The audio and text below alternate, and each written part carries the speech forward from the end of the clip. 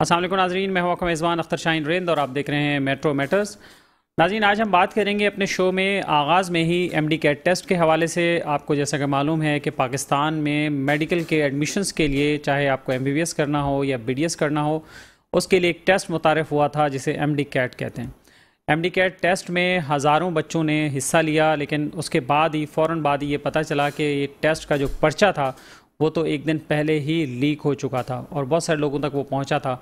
जिन लोगों ने उसे लीक किया, जिनका जो मकसद था, ज़ाहिर है उसमें वो पूरा हुआ या नहीं हुआ, लेकिन बहुत सारे लोगों तक जब ये पर्चा पहुंचा तो कुछ ने उसे फेक समझा और समझ कर इग्नोर कर दिया, और कुछ ने, जिनके पास ये इन्फॉर्मेशन थी कि ये यही पर्चा है, उन्होंने उसके हिसाब से अपनी यकीनन तैयारी की होगी। और उसमें चूँकि एमडी कैट का जो टेस्ट होता है उसके बाद जो मेरिट बनता है, मेरिट लिस्ट होती है, उसमें 0.5, 0.1, 0.2, 0.3 का कंपटीशन होता है, और इसकी बुनियाद पर भी कई बच्चे जो है वो एडमिशन से रह जाते हैं या फिर कई बच्चों का एडमिशन हो जाता है।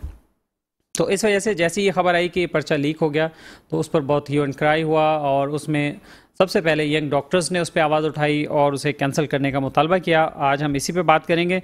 हमारे साथ मेहमान मौजूद हैं, जनाब निसार अली चांडियो साहब हमारे साथ मौजूद हैं, जिनकी सिस्टर ने ये टेस्ट दिया, उसकी तैयारी करनी थी और इन्होंने एक ग्रुप पर वो पर्चा देखा। हम उनसे भी बात करेंगे इस पर। अस्सलाम वालेकुम निसार साहब, बहुत शुक्रिया आप यहाँ मौजूद हैं। और उनके साथ मौजूद हैं जनाब डॉक्टर महबूब नोनारी साहब, जो कि साबिक जनरल सेक्रेटरी हैं यंग डॉक्टर एसोसिएशन सिंध के। बहुत शुक्रिया आपका। डॉक्टर महबूब साहब मौजूद हैं हमारे साथ, और उनके साथ मौजूद हैं जनाब ग़ुलाम यासीन लाखो एडवोकेट, जो कि भाई हैं मुतासर उम्मीदवारान के। इनके दो भाइयों ने भी टेस्ट में हिस्सा लिया। बहुत शुक्रिया आपका ग़ुलाम यासीन साहब। Thank you sir. आगाज़ करना चाहूँगा निसार अली चांडियो साहब आपसे, कि बताइए कि कैसे आपको पता चला कि पर्चा आउट हुआ।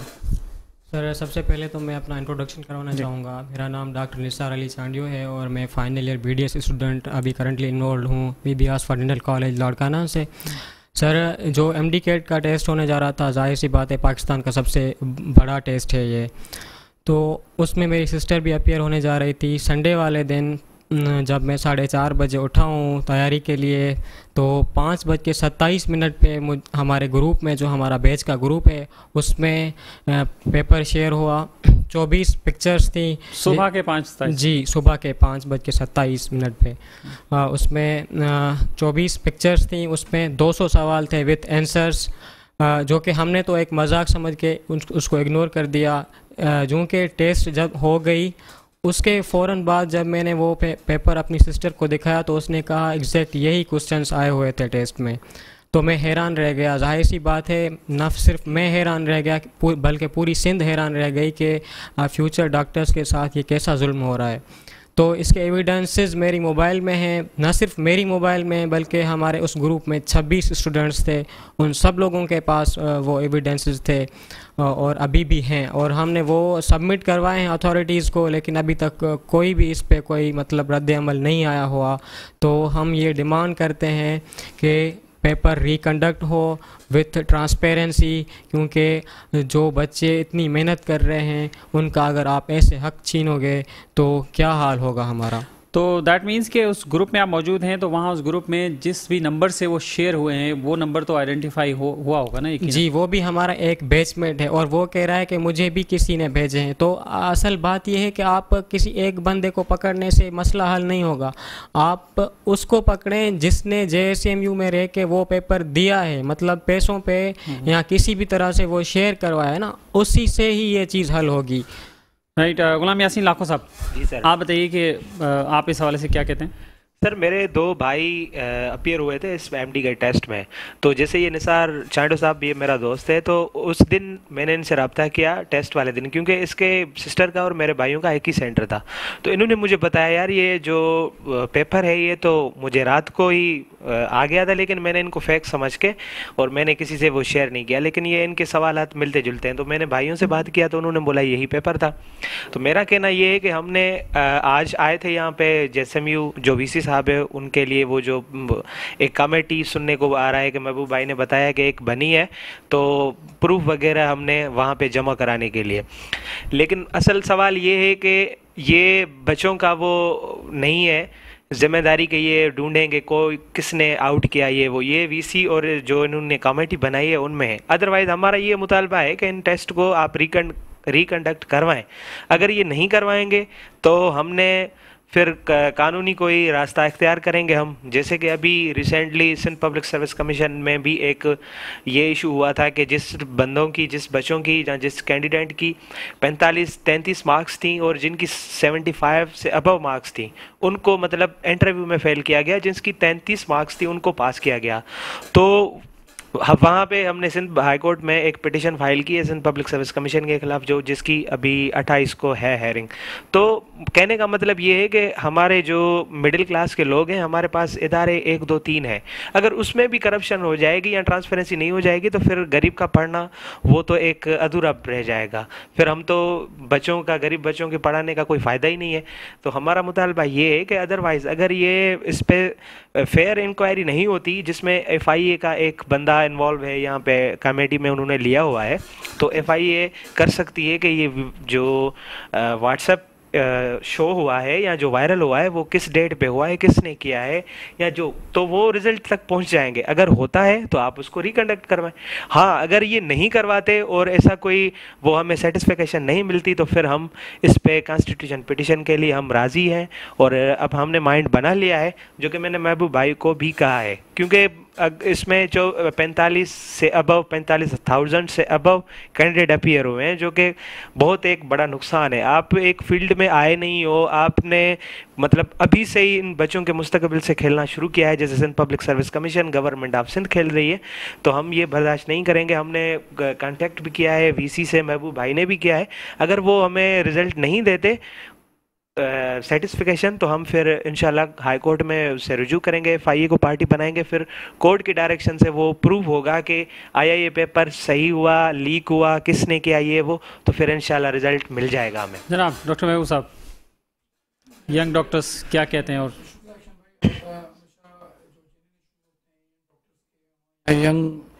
यंग ब्लड है, हमारा मेरिट की आवाज़ हमेशा आपने आवाज़ उठाई है। पहली बात ये कि MD-CAT हमारे जो एंट्री रेस्ट होती है मेडिकल कॉलेजेस के लिए, जो तलबा फर्स्ट इंटर में प्री मेडिकल में पढ़ते हैं, एक वो मेरिट का एक दरवाज़ा होता है जिससे लोअर क्लास के या मिडिल क्लास के लोग जिनके ख्वाब होते हैं बच्चों को डॉक्टर बनाना, जिसी तरह ही इंजीनियरिंग की टेस्ट भी होती है। तो ये एक ऐसा ट्रेंड डाला गया है, माजी में भी ये चीज़ें होती रही हैं, पर वो हमेशा प्रोटेस्ट वगैरह की वजह से डिफ्यूज़ हो जाते थे मसले, या कोई सा प्रूफ नहीं था। अब देखा जाए कि जो टेस्ट वाले जो संडे को जो टेस्ट हुआ है 10 तारीख को, जिसमें पूरे सिंध में 5 से 6 सेंटर्स में ये टेस्ट लिया गया है। पूरा नेशनल वाइज टेस्ट होता है पाकिस्तान लेवल का। तो सिंध में ये अंडर सुपरविजन जिन्ना सिंध मेडिकल यूनिवर्सिटी के अंडर लिया गया। 5 से 6 सेंटर्स थे कराची से लाड़काना तक, जिसमें 40 से 42 हज़ार जो कैंडिडेट्स थे मेल एंड फीमेल मिला के। और ये ओपन मेरिट होती है, इसमें 1700 से 1800 सीटों पर मुकाबला था। 42,000 कैंडिडेट्स हों और 1700-1800 कैंडिडेट्स सीट्स पे ओपन मेरिट में आए। और एक दिन पहले सोशल मीडिया पे और व्हाट्सएप ग्रुप पे ये चीज़ एज इट इज़ शेयर हो गई थी। और इतला कब मिली थी, कितने बजे की? हमें इतला मिली थी कि जब टेस्ट शुरू हो चुकी थी 10-11 बजे, हमें काफ़ी लोगों ने अप्रोच किया। कराची के दोस्त भी थे, जिसमें थर पारकर, उमरकोट, लाड़काना, सखर, कंदकोट, जैकबाबाद, क्योंकि जो सेंटर काफ़ी जो हसास थे वहाँ पर ये चीज़ पहले पहुँच चुकी थी, क्योंकि सखर और लाड़काना डिवीजन से ये मूव हुआ है मटियारी, उमरकोट डिस्ट्रिक्ट्स में। अब ये पेपर किस तरह लीक हुआ है, वजह क्या है, क्योंकि एक यूनिवर्सिटी की क्रेडिबिलिटी पर सवाल है और वाइस चांसलर पर यह बड़ा सवाल उठता है। और हम चाहते हैं कि वाइस चांसलर साहब भी मेरिट को पसंद करते हैं, वो एक अन्ना ज़िद को छोड़ के अगर ये चीज़ें प्रूव्ड हैं, अगर paper as it is same move हुआ है, लोग आगे आने के लिए प्रूफ खुद लेके घूम रहे हैं। आज भी VC सेक्रेटरीट में दोस्त वहाँ काफ़ी जमा हैं जो प्रूफ जमा करवा रहे हैं। हम चाहते हैं कि इसकी जो MD-CAT की जो रिज़ल्ट है वो विद हेल्ड की जाए जब तक इसकी इंक्वायरी का प्रॉपर जवाब आए। ऐसा नहीं है कि इंक्वायरी कमेटी एक शफाफ प्रॉपर इंक्वायरी करे, मसले को डिफ्यूज़ नहीं करे। अगर ये इंक्वायरी कमेटी मसले को डिफ्यूज़ करेगी या रिज़ल्ट अनाउंस कर देती हैं तो हमारे पास फिर एक ही ऑप्शन है कोर्ट का, जिससे हमारी वकला बरादरी से भी हमारे काफ़ी सलाह मशवरे चल रहे हैं। और हमने ये डिमांड की है कि जो अनासर इसमें शामिल हैं उनके खिलाफ़ कानूनी कार्रवाई की जाए और टेस्ट को दोबारा इनकाद करा जाए, क्योंकि ये एक बड़ा मेरिट का और फैमिलीज़ के फ्यूचर का सवाल है। हमारी काफ़ी ऐसी फैमिलीज़ हैं जो इस डिप्रेशन एंजाइटी का शिकार हैं, जो लोग खुदकशियाँ करेंगे उनका ज़िम्मेवार भी वीसी होगा। तो वीसी को चाहिए कि इस चीज़ को प्रॉपर शफाफ इंक्वायरी करे। और एक मॉडर्न दौर चल रहा है, अगर जो ग्रुप्स थे यूनिवर्सिटियों के, कॉलेजेस के, जो चीज़ मूव हुई हैं वो के नंबर रिकॉर्ड किए जाएँ। आप विद इन 48 ऑफ 24 आवर ये चीज़ इंक्वायरी कर सकते हैं। अब टेस्ट होने को आज 8 दिन हो चुके हैं, इदारों का कोई ऐसा सीरियस एटीट्यूड नहीं है जो मामले को पकड़ पाएँ। तो हमारा इसका मतलब सवाल निशान यही है कि वो इदारे खुद शामिल हैं। और काफ़ी चीज़ें जो ग्रुप में चल रही हैं, ऑडियोज़ वीडियोज़, ये वीसीज़ तक भी पहुंच चुकी हैं। अब हम उनके एक पॉजिटिव आउटपुट का हमें इंतज़ार है। प्रोटेस्ट भी पूरे सिंध में, कराची से लोग लाड़काना तक। पीएमडीसी क्या कह रही है? पीएमडीसी ने 15 तारीख को वीसीज़ की मीटिंग रखी थी, जिसमें ये इशू केपीके में भी राइज हुआ था कि वहाँ ब्लूटूथ के ज़रिए लोगों ने कॉपी की है, उनके खिलाफ कार्रवाई की गई थी। और उन्होंने सूबों को भी ये हिदायत जारी की है कि जहाँ जहाँ शिकायतें मिल रही हैं उसकी इंक्वायरी कंडक्ट करा के सूबे के जो वीसीज़ हैं या जिसके अंडर इदारे को दिया गया है कि वो फैसला करे।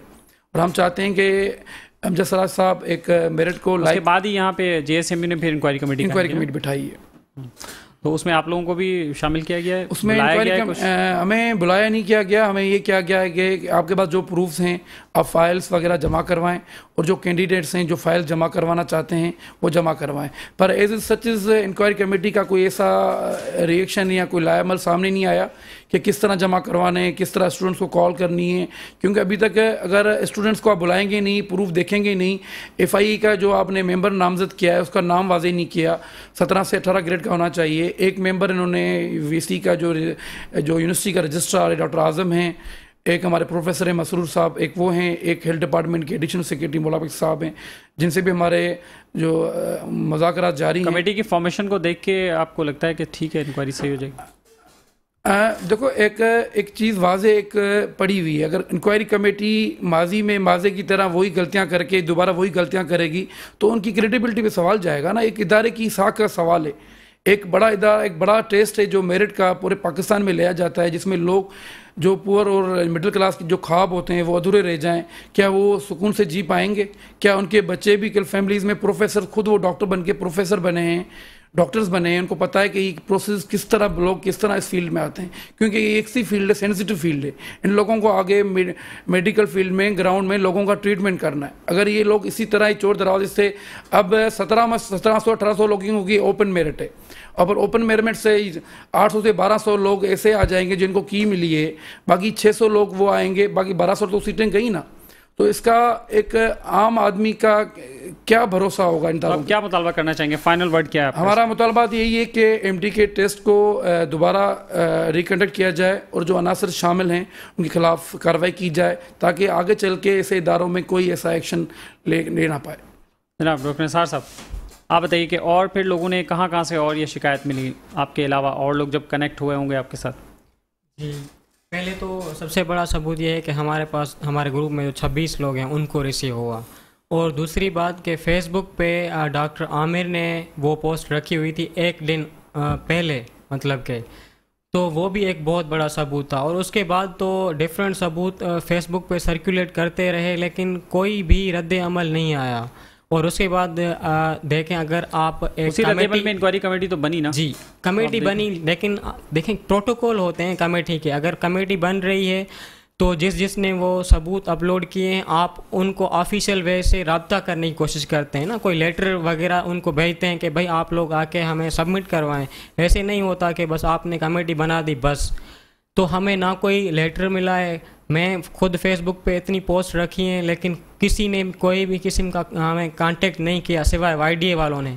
उन्होंने हमारे साथ कांटेक्ट किया, लेकिन कमेटी ने हमारे साथ अभी तक कांटेक्ट नहीं किया। और कांटेक्ट करने का ऑफिशियल वे यही होता है कि वो लेटर भेजते हैं, उसी लेटर के हिसाब से कि क्या क्या हमें जमा करवाना है, उस हिसाब से हम चीज़ें हमें देनी होती हैं। ठीक है जनाब गुलाम यासीन साहब, आखिरी बात क्या कहना चाहेंगे? सर, हमारी आखिरी बात ये है कि हमारा यही मुतालबा है कि आप टेस्ट रिकंडक्ट करवाएं। जो इंक्वायरी होती है वो पब्लिक पे उसको रिजल्ट में अनाउंस करें कि ये हमने सबूत इकट्ठे किए हैं, क्योंकि जाहिर सी बात है इतनी वो मीडिया पे एक हाइप बनी हुई है, यंग डॉक्टर्स जो हैं वो सरापा एहतजाज हैं पूरी सिंध में, तो उनका भी आपको देखना चाहिए। आप एक कॉम्पिटेंट अथॉरिटी है वीसी, उनको पावर है 18th अमेंडमेंट के बाद। जब पीएमडीसी की महबूब भाई से बात हुई तो उन्होंने भी यही कहा कि वो कॉम्पिटेंट अथॉरिटी है, वो ही कुछ स्टैंड ले सकते हैं। तो हमारा ये मुतालबा है कि जो कमेटी है उनके रिज़ल्ट आने तक आप रिज़ल्ट शो अनाउंस ना करें। अगर वहाँ पे प्रूव होता है कि ये टेस्ट हुई है वायरल, जहाँ जिसने की है उनके खिलाफ कार्रवाई करें और टेस्ट जो है वो रिकंडक्ट करें आप। अदरवाइज़ नहीं तो हम कानून के दरवाजे खुले हैं, फिर हम उसको टेस्ट को और जो ये रिज़ल्ट है उसको चैलेंज करेंगे इंशाल्लाह।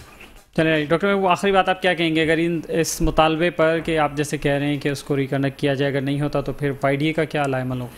यंग डॉक्टर एसोसिएशन पूरे सिंध में सरापा एहतजाज है, और अगर इन चीज़ों को प्रॉपर संजीदगी से नहीं लिया गया तो हम कोर्ट के थ्रू पटिशन डाल के जो अनासर शामिल हैं या वीसी है या पीएमडीसी को हम ऑन मेंबर बोर्ड लेंगे कोर्ट में, क्योंकि एक चीज़ एक प्रूफ चीज़ है। क्योंकि अगर आप एक अच्छा गेस्टर देंगे माशरे को, एक इदारे की साख भी प्रोमोट होगी, अपग्रेड होगी, और वो अनासर भी पकड़े जाएंगे। इन फ्यूचर उन अनासरों के लिए एक बड़ा एक सज़ा होगी और एक सबक होगा कि फ्यूचर में ऐसा कोई हरकत ना करे, क्योंकि एक ये मेरिट का सवाल है। अब मेरिट का सवाल इदारे पे डिपेंड करता है कि अगर ये चीज़ें वाज़े हो चुकी हैं, लोग खुद प्रूफ लेके घूम रहे हैं, तो इस चीज़ को प्रॉपर फोकस किया जाए। हमारी डिमांड यही कि इंसाफ दिया जाए लोअर क्लास तबके को, जो आसानी तरीके से अपने ख्वाब पूरे कर सके। बहुत शुक्रिया आपका डॉक्टर महबूब और आप सब दोस्तों का कि आप यहाँ मौजूद रहे और MD कैट के हवाले से बात की। नाज़रीन, वक्त हो एक ब्रेक का, और ब्रेक के बाद आपको एक और स्टोरी बताते हैं।